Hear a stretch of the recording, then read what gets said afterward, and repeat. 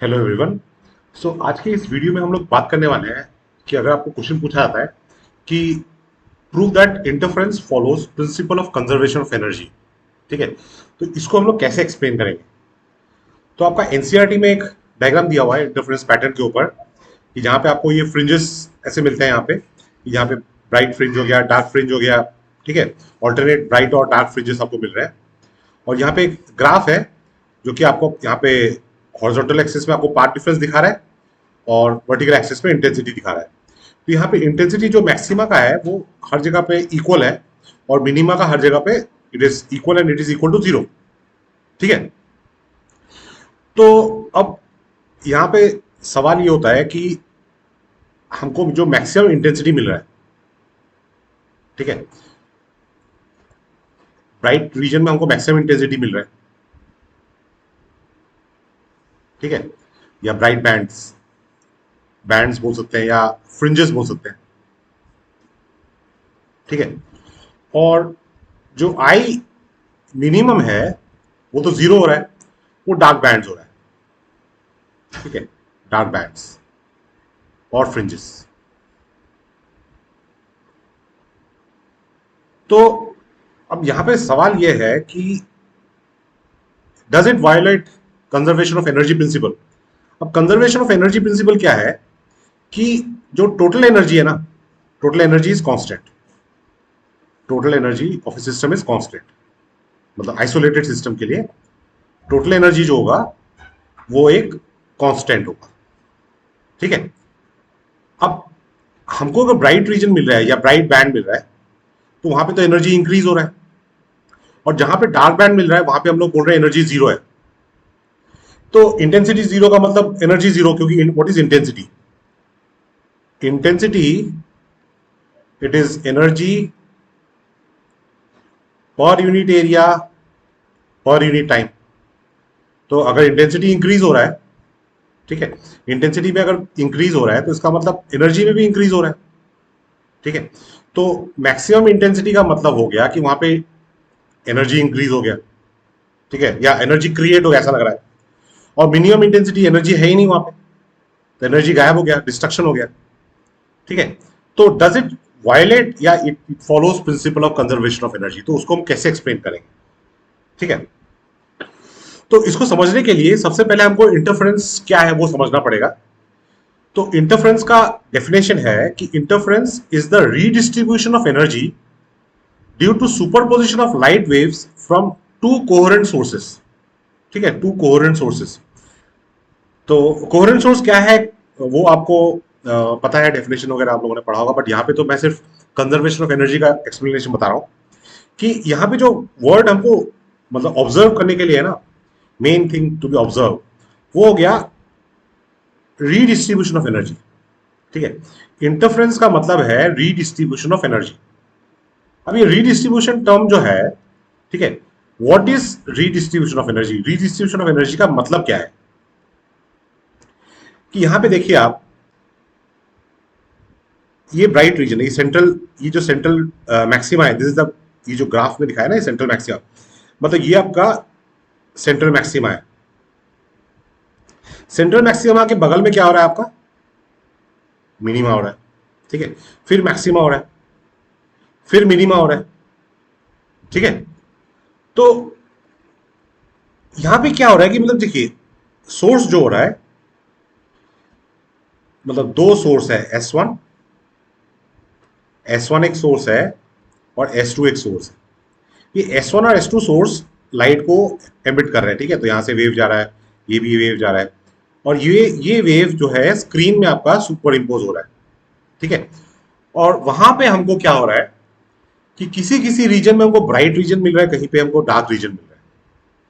ठीक है, तो हम लोग अगर ये रीडिस्ट्रीब्यूशन ऑफ एनर्जी को अगर समझ गए ना तो हम लोग इस पैटर्न को एक्सप्लेन कर सकते हैं। ठीक है, तो इस पैटर्न को एक्सप्लेन करने के लिए देखिए, जो रिजल्टेंट इंटेंसिटी है,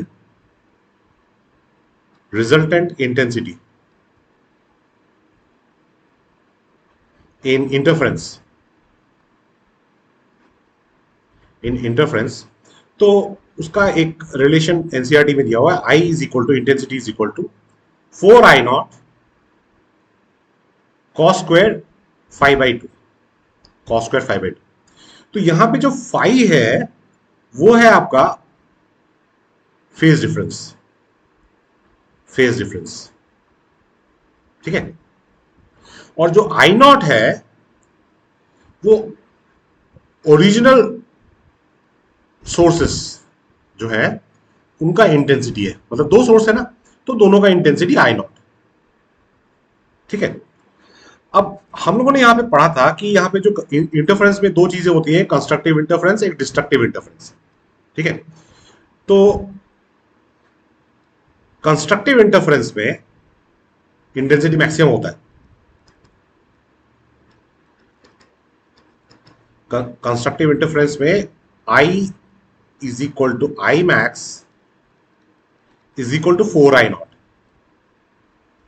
ठीक है। 4I0 कब होगा, ये जो कॉस स्क्वायर 5/2 टर्म जो है ये जब 1 हो जाएगा तो आई इक्वल टू 4I0, मतलब ये जो ट्रिग्नोमेट्रिक टर्म है फेस, ये जब 1 होगा तब इंटेंसिटी मैक्सिमम होगा, और ये जो टर्म जब 0 होगा तो इंटेंसिटी 0 होगा, तो वो डिस्ट्रक्टिव इंटरफेरेंस हो गया, ठीक है।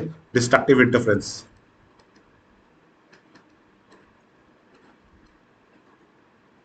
डिस्ट्रक्टिव इंटरफेरेंस, तो उसमें इंटेंसिटी मिनिमम होगा and it will be equal to 0, ठीक है। तो यहां पे जो हमको ये पैटर्न मिल रहा है ना, मतलब यहां पे जहां पे हमको मैक्सिमम इंटेंसिटी मिल रहा है ये है आपका 4I0, ठीक है। दिस जहां पे आपको मैक्सिमम इंटेंसिटी मिल रहा है वो है आपका 4I0, और जहां पे आपको मिनिमम इंटेंसिटी मिल रहा है वो 0 है, फिर आपका 4I0 है, फिर 0, ऐसे ही हो रहा है, ठीक है। मतलब यहां पे आपको मिल रहा क्या है, 4I0 0, 4I0 फिर 0, ठीक है। यहाँ पे इसको 0 को मैं दूसरे कलर से रिप्रेजेंट करता हूँ तब ज्यादा क्लियर रहेगा, ठीक है। 4I0 आपको सेंट्रल में मिल गया, फिर आपको 0 मिला, फिर आपको 4I0 मिला, यहाँ पे फिर आपको 0 मिला, फिर आपको 4I0 मिला, तो ये आपका इंटेंसिटी पैटर्न है, ठीक है। 4I0 एंड 0, ठीक है। अब हो क्या रहा है असल में, इस चीज को हम लोग वेव के लैंग्वेज में कैसे समझेंगे, देखिए सपोज कर लीजिए ये यहां से वेव आ रहा है, ठीक है, लाइट, ये वेव है, ठीक है, 1 2 3 4 5 6 8, ठीक है। अब ये सारे वेव्स का एम्पलीट्यूड इक्वल है, ठीक है, इक्वल है। एक अच्छा इंटरफेरेंस ऑब्जर्व करने के लिए कंट्रास्ट अगर अच्छा चाहिए तो एम्पलीट्यूड इक्वल होना चाहिए, ठीक है। अब ये अगर एम्पलीट्यूड है तो intensity proportional to amplitude square होता है, तो इंटेंसिटी यहाँ पे A square A square A square A square A square A square A square A square होगा। एक प्रोपोर्शनैलिटी कांस्टेंट के है वो मैंने अभी इग्नोर कर रहा हूँ, ठीक है। अच्छा, अब ये ए स्क्वायर, ये तो वेव क्या हो रहा है, सुपर इम्पोज कर रहा है, तो ये क्या हो रहा है, ये ट्वाइस ए स्क्वायर हो गया, ये क्या हो गया, ये ट्वाइस ए स्क्वायर हो गया, ये क्या हो गया, ये ट्वाइस ए स्क्वायर हो गया, ये क्या हो गया, this is also twice A square, super impose किया। अच्छा, मगर हमको क्या मिल रहा है, हमको जो मिल रहा है पैटर्न वो मिल रहा है 4I0 0 4I0 0, ठीक है।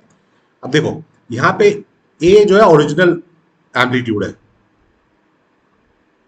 ठीक है। तो अगर I0 मैं ओरिजिनल इंटेंसिटी लो तो I0 इज इक्वल टू के ए स्क्वायर होगा, क्योंकि intensity intensity proportional to amplitude square होता है, ठीक है। तो इसका मतलब ये हो जाएगा, इंटेंसिटी के लैंग्वेज में लिखूंगा तो ये हो जाएगा I0, ठीक है, twice I0, sorry twice I0, ये हो जाएगा ट्वाइस I0, ये हो जाएगा ट्वाइस I0, ये हो गया ट्वाइस I0, ठीक है। इसको मतलब मैंने इंटेंसिटी के फॉर्मूले में लिखा है, ठीक है। हम अब हो क्या रहा है, देखो ये जो ट्वाइस I0 है ना, यहाँ पे जो ट्वाइस I0 है ये यहाँ पे शिफ्ट हो गया, तो ये अगर यहाँ पे शिफ्ट हो गया तो ये क्या हो जाएगा, twice I0 plus twice I0, that is equal to 4I0। तो ये तो यहाँ पे जब चला गया तो यहाँ पे क्या बचा, 0। सिमिलरली ये यहाँ पे आ गया तो ये कितना हो जाएगा 4I0, यहाँ पे क्या मिला 0। तो ये हो रहा है, मतलब हम लोग जो वर्ड किया था ना, यूज किया था redistribution, redistribution of energy, redistribution of energy. तो ये रीडिस्ट्रीब्यूशन हो गया, मतलब यहां का जो एनर्जी है, इंटेंसिटी शिफ्ट हो गया, मतलब क्या, एनर्जी शिफ्ट हुआ है। तो जो ये डार्क रीजन है, यहाँ पे ये एनर्जी यहाँ पे शिफ्ट हो गया, तो यहाँ पे ये क्या आ गया, ये डार्क रीजन आ गया, और ये क्या हो गया, ये ब्राइट रीजन हो गया। ठीक है, ये क्या हो गया, ये ब्राइट हो गया, ये क्या हो गया, ये डार्क हो गया। ठीक है, तो डार्क रीजन का एनर्जी डिस्ट्रक्ट नहीं हुआ है, there is no destruction of energy in dark band. Similarly bright band में क्रिएशन ऑफ एनर्जी नहीं हुआ है। डार्क रीजन क्यों डार्क क्यों है, क्योंकि वहां का एनर्जी साइड में शिफ्ट हो गया है, रीडिस्ट्रीब्यूट हो गया है। ठीक है, it is for this reason we say that interference follows principle of conservation of energy. तो आपके एनसीईआरटी में क्या लिखा हुआ है, देखिए एनसीईआरटी में लिखा है कि in interference and diffraction light energy is redistributed. If it reduces in one region, producing a dark fringe, it increases in another region, producing a bright fringe. There is no gain or loss of energy, which is consistent with principle of conservation of energy. Which is consistent with principle of conservation of energy. ठीक है, मतलब आप यहाँ पे ये लिख सकते हैं, मैं यहाँ पे लिख देता हूँ कि energy that disappears in dark bands reappears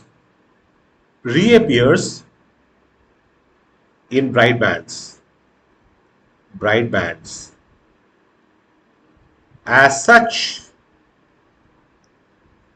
there is only a, ये वर्ड आ गया, redistribution of energy, redistribution of energy, and total energy